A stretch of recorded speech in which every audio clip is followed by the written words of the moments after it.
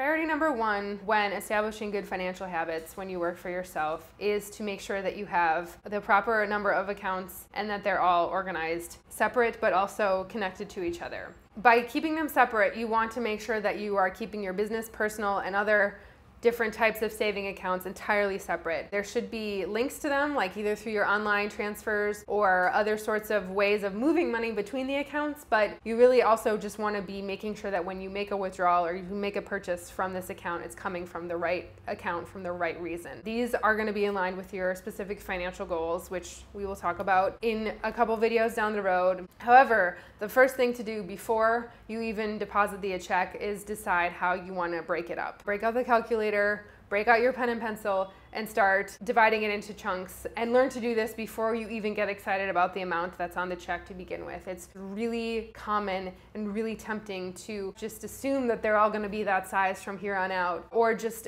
assume that you can now treat yourself and take a vacation instead of actually taking a harder look at like, maybe you actually should pay yourself some money into another investment, or make sure that you have enough set aside for taxes, or you don't have an emergency fund, or any of these other things. So the money isn't even going to be available in your account anyway immediately, so that's why it's important to do this even before it clears in any account, period. The first thing to think about is it's really okay to just start small. If your checks are pretty thin, or you're really concerned about breaking it up into all these different areas, generally people who don't have a good habit of saving are going to feel pretty uncomfortable allocating large percentages of their checks into separate accounts. That's totally normal. Start with 2-3%. That could range anywhere from $20 to $200 depending on how large your check is. So just note that even $20 is a night out for some people. So the fact that you can even set that much aside is really amazing. So the first challenge is to start small and stick to that for 3 to 4 months, and then go back and look at what you've actually been able to allocate in 3 to 4 months, and you might actually be surprised at how much money that's in there. Being able to stick to that habit for a short period of time like that is going to give you so much confidence, and eventually you will be able to up your percentages as your business grows and as you become more comfortable. Also, if you need to dip into these savings account, if you have a dry period before you have, enough emergency money set aside, that's also very common. It's part of the learning curve in growing a business. I'm not going to say it doesn't suck, because it sucks, but just know that you're not alone in that. The first account that you want to focus on building is your oh shit account, aka emergency fund. This one is the primary and most important because a lot of people don't have this, and also anyone can experience emergencies. This is true whether or not you're a freelancer. Also, freelancers are more likely to experience financial distress than regular employed folks, so having an oh shit account keeps you off credit cards whenever possible, so that you can use that money to supplement your income without having to go into debt and paying lots of insane interest on purchases like food. So first and foremost, if you're able to set any money aside, this is where you want to put it, in an entirely separate emergency fund. Again, start with 3% of your checks until you have at least 6 months partitioned aside. Some experts even recommend working up to 12 months of expenses. The good thing about that is that once you have that money in there, you can leave it alone. You don't have to keep contributing to it, unless of course you need to make a deduction from it, in which case give yourself a loan, give yourself a time period to pay it back. The next one after this is fairly obvious. This is going to be your primary business account. This is where all of your main deposits will go, and from there you will channel them into your various other accounts. Use this for your specific expenses that are related to the business. I prefer online banks for setting up these accounts because they're more quickly, you can set it up in 10 minutes and have a new account ready to go. Then all you have to do is set up the link between these various accounts so you can move money in between them. Also, the nice thing about online banks is that usually they have slightly higher interest rates and not as frequent access to ATMs, so you're less tempted to pull some cash out of there in a pinch. So just simply by having separate accounts and putting money in there really drastically reduces your likelihood of spending that money on things that you shouldn't be spending the money on.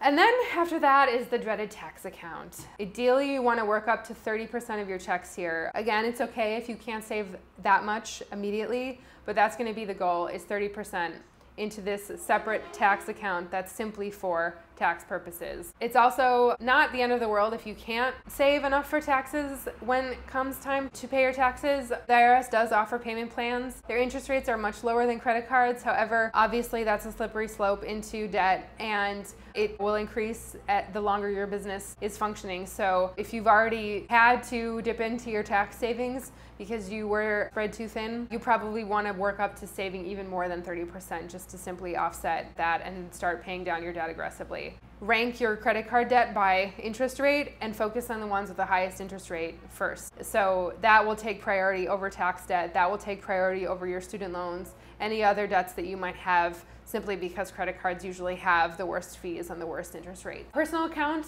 is next. That one's also pretty straightforward. That's what you use for food, non-work expenses, life expenses. Also, dispensable income goes in here. Things like booze, shopping, vacations, etc. The next one is what I like to call the Shangri-La account. Retirement is a word that people sort of tend to tune out because it seems like it's a million years away and it's not really relevant, especially if you're just starting your career out and you have a lot of student debt or credit cards to have to work on before you can even start to think about saving for retirement. But the upside of being a freelancer is that you have a lot more control than you might think about planning these accounts, and the flexibility to actually really think about what you want to do with your time when it comes to this point. We'll get into this a little more specifically at the end of this class, but the important thing to note is that freelancers actually have more investment options than most regular employed people who, for the most part, will just use their company's 401k as their only way of saving with a higher interest rate. So there is something called a SEP IRA, which most freelancers use because it's an individual plan that you can sign up for in 15 minutes through the government, and it's really the best way of saving if you're a one-person business. There are a few other more flexible options. SEP IRA, for example, isn't ideal if you have employees. You probably want to just set up a company-wide 401k. Also, pretty much the head honcho out of all of these is a Roth IRA, which you may have heard of. It's helpful to talk about the benefits of these with your tax professional or with a financial planner to really understand when the deposits get made. Usually what happens is that you will save for these in a separate account and then put that money into the higher interest account once or twice a year or quarterly or what have you. So they vary a little bit in their specifics, and it's definitely great to do your research, but it's really empowering to know that there is actually more options out there and that you don't have to stop at one if you don't want. Who's to say you can't come up with another account for, I don't know, a kayak trip or sabbatical or whatever it is that you want to do with your life, and just like really chip away at it. And making use of some of these accounts that have much higher interest rates is a great way of speeding up that process as opposed to just a regular savings account, which you might get a little bit of interest, but you know, we can do better.